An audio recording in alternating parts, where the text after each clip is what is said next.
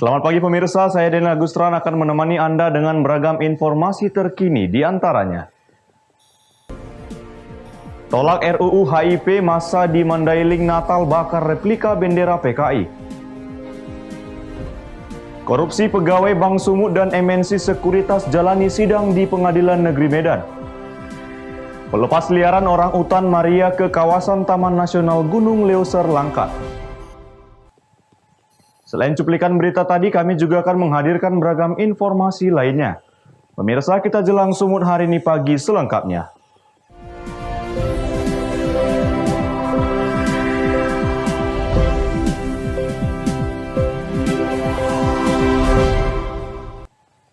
Pemirsa, ratusan massa Aliansi Masyarakat Madinah Bersatu mendatangi gedung DPRD Mandailing Natal untuk melakukan aksi penolakan terhadap rancangan Undang-Undang Haluan Ideologi Pancasila. Massa mengajak Ketua DPRD Mandailing Natal untuk membakar replika bendera PKI.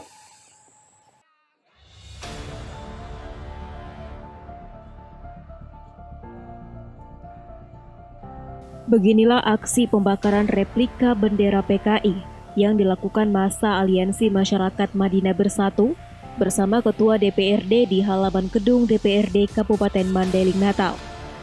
Pembakaran replika bendera PKI sebagai tanda penolakan terhadap rancangan Undang-Undang Haluan Ideologi Pancasila.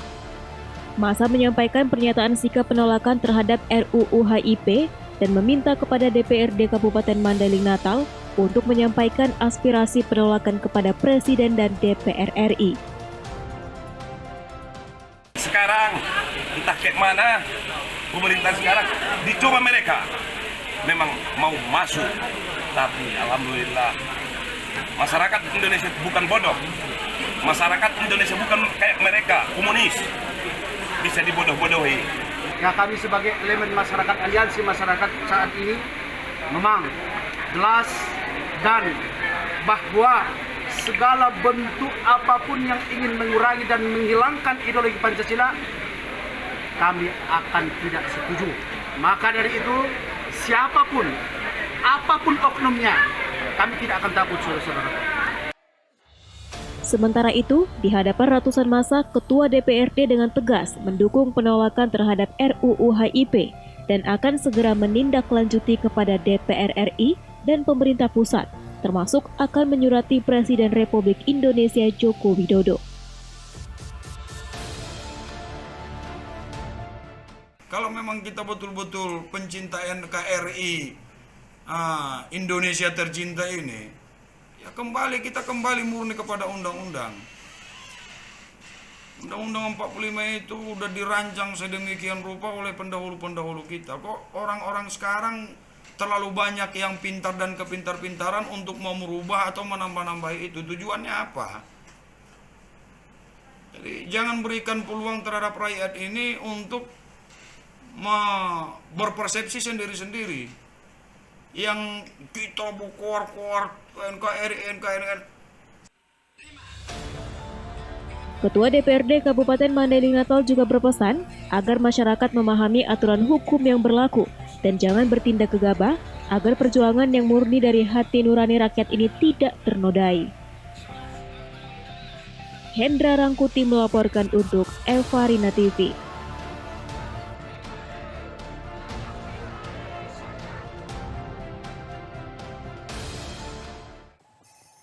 Pemirsa, seorang kakek berusia 75 tahun di kisaran Asahan, Sumatera Utara menjadi korban perampokan. Tak hanya menyikat dompet berisi uang tunai milik korban, pelaku juga menganiaya korban. Aksi pelaku terekam CCTV.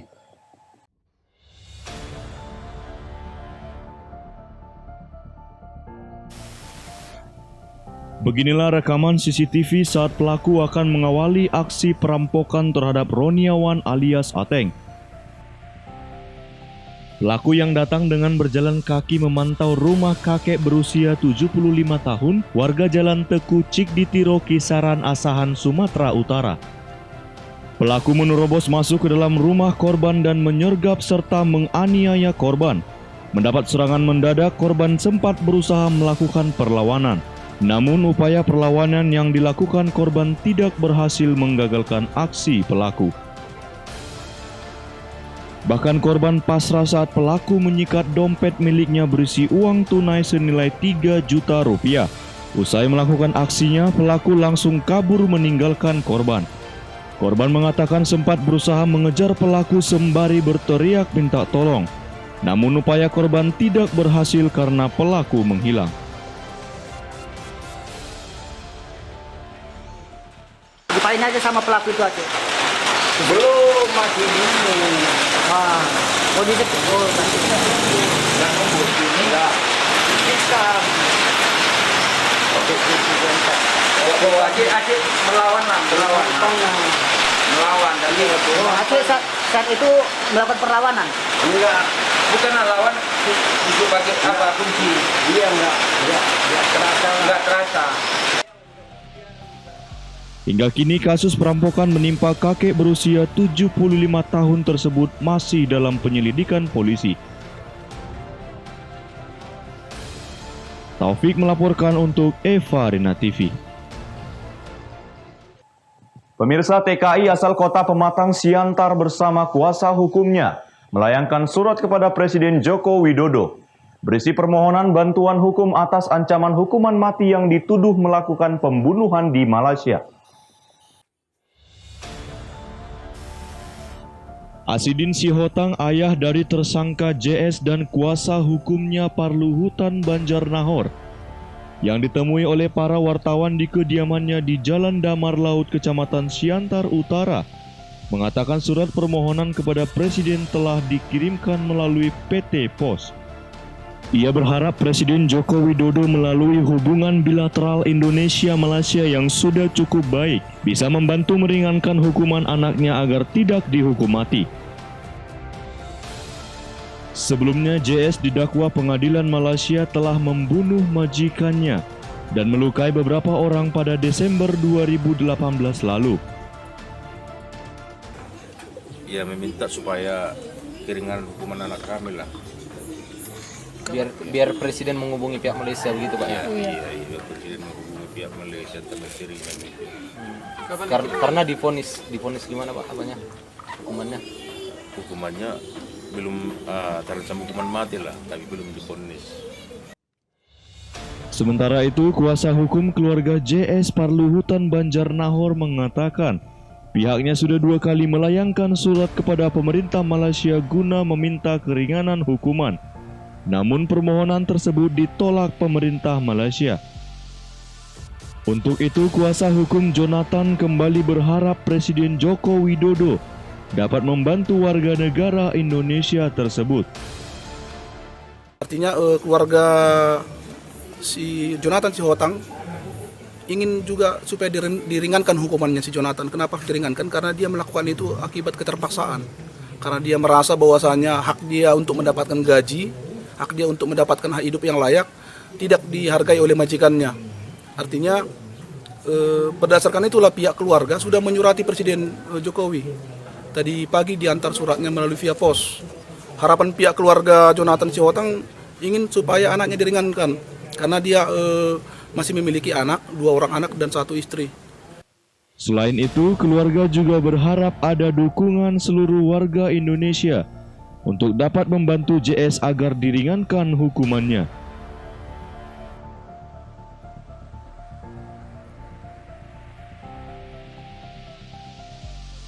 Jo Ambarita melaporkan untuk Eva Rina TV.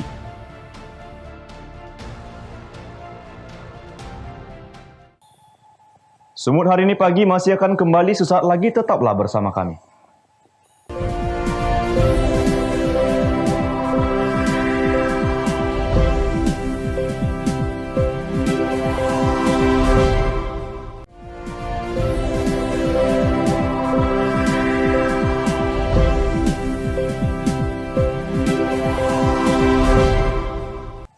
Terima kasih masih bersama kami. Pemirsa, diduga melakukan tindak pidana korupsi pencucian uang sebesar 202 miliar rupiah. Pegawai Bank Sumut dan Direktur Kapital MNC Sekuritas menjalani sidang dengan agenda dakwaan di Pengadilan Negeri Medan.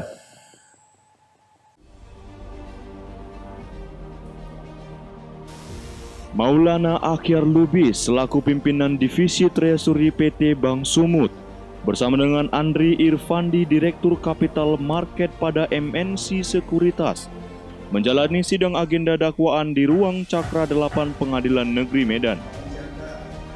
Dalam surat dakwaan, jaksa penuntut umum dari Kejaksaan Tinggi Sumatera Utara bahwa kedua terdakwa telah merugikan uang negara sebesar 202 miliar rupiah dalam bentuk surat berharga Bank Sumut.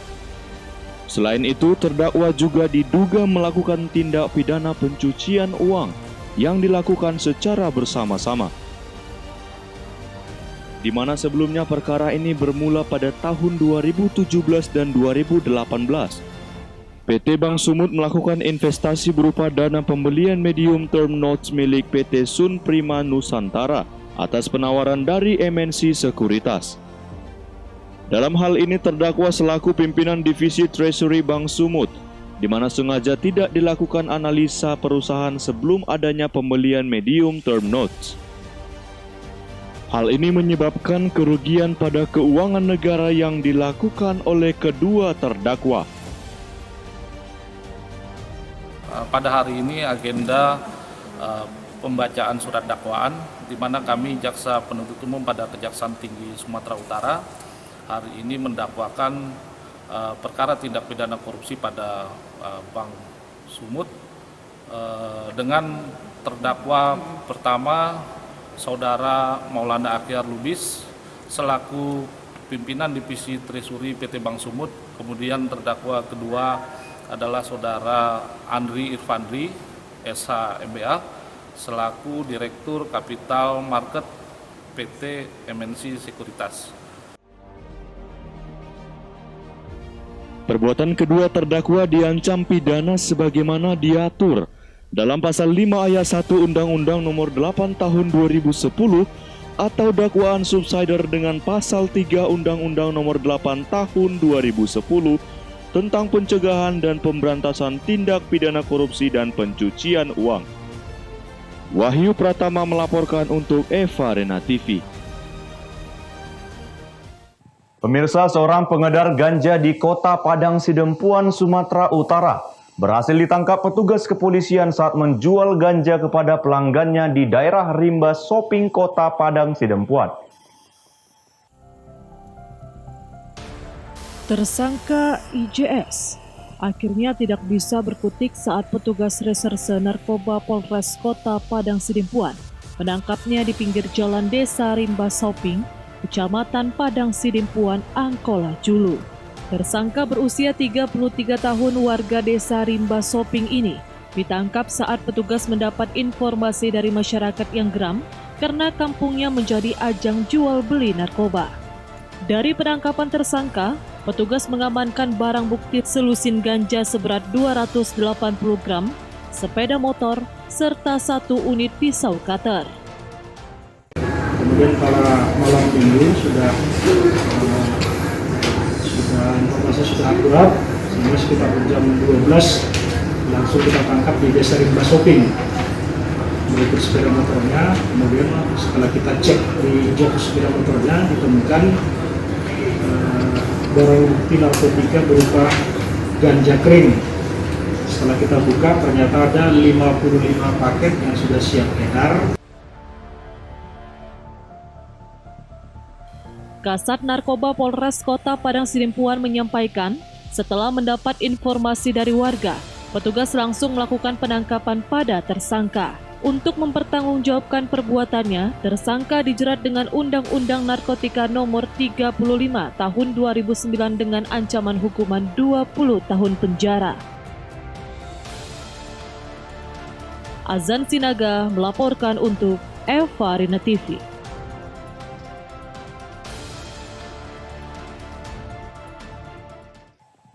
Kita beralih ke informasi lainnya, pemirsa. Sejumlah petani karet rakyat di Tapanuli Selatan meminta kepada pemerintah untuk menaikkan harga karet. Rendahnya harga karet yang berkisar 4 hingga 5 ribu rupiah per kilogram menimbulkan kesulitan ekonomi baru bagi para petani di masa pandemi.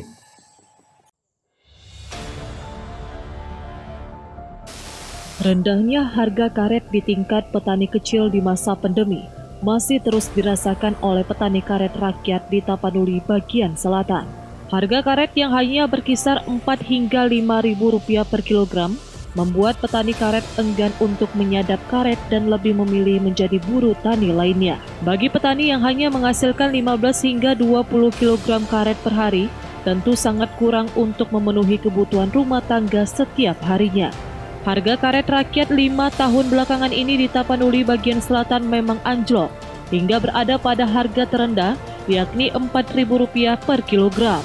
Hal ini diperparah di masa pandemi COVID-19 yang membuat petani semakin kesulitan. 4.000 bulan yang lewat, sekarang 4.500. Naik 500 perak ya? Naiklah sedikit. Oh iya. Udah lama harganya seperti itu terus Pak? Udah lama, kalau dibilang mencukupi sih. Ini sebenarnya karet ini nggak mencukupi lagi. Kapan lagi ini naiknya ini? Jadi harapannya gimana Pak? Ya harapannya kepada pemerintah, bantulah masyarakat, apalagi masyarakat petani karet. Ya misalnya yang kayak dulu 10.000 ke atas, biar seimbang. Menurunnya harga karet membuat sejumlah para petani berharap agar pemerintah bisa menaikkan harga karet. Sebelum harga karet anjlok, harga karet di tingkat petani bisa mencapai 9 hingga 10.000 rupiah per kilogram. Azan Sinaga melaporkan untuk Eva Arena TV. Sumut hari ini pagi masih akan kembali sesaat lagi, tetaplah bersama kami.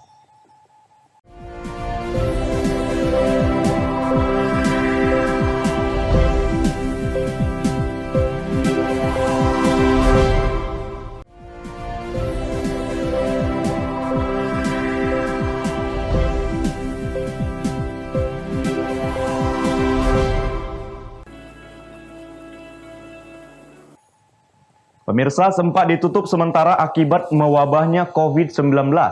Kini wisata air terjun Ponot Kabupaten Asahan kembali dibuka. Air terjun Ponot merupakan destinasi favorit wisatawan.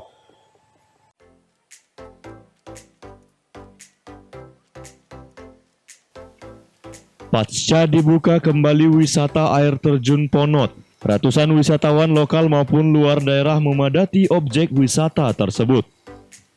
Untuk mencapai lokasi tujuan bisa ditempuh dari 3 kota di Sumatera Utara.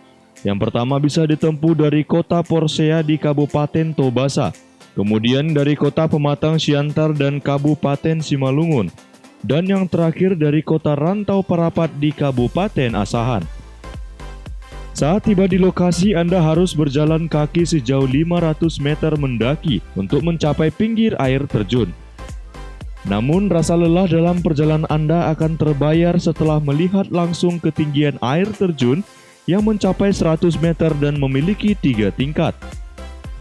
Di sekitar lokasi juga ditemukan bongkahan batu raksasa dan lokasi spot foto bagi warga yang ingin mengabadikan liburannya. Suasananya ya enak, sejuk, terus tempat favorit masyarakat di sini juga, terus oksigennya atau udara itu masih bagus, belum tercemar, jadi banyak pengunjung yang suka sama tempatnya kayak gini, terus nyatu sama alamnya itu. Apa harapannya Dek? Harapannya ya sampai kedepannya nanti ya tetap seperti ini juga, kalau bisa lebih bersih dan sampahnya itu jangan sampai kayak gini gitu loh. Boleh pengunjung datang tapi jangan mengotori tempat ini tersebut. Jadi bagi Anda yang penasaran akan indahnya air terjun satu ini, Anda dapat mengunjunginya dengan menggunakan masker dan jaga jarak dengan pengunjung lainnya.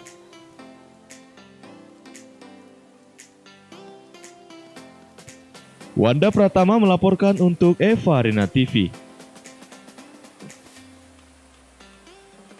Pemirsa, demikianlah rangkaian informasi dalam Sumut hari ini pagi ini. Saya Daniel Agustran mewakili kerabat kerja yang bertugas pamit undur diri. Terima kasih atas kebersamaan Anda dan sampai jumpa.